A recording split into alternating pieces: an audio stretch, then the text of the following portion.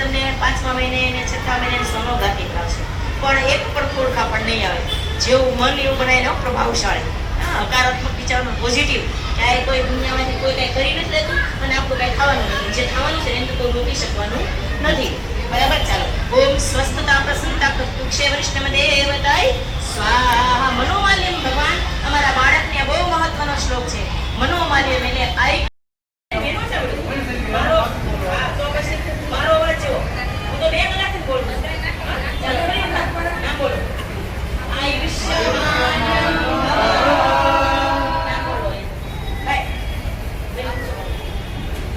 આયુષ્યમાન બોલો.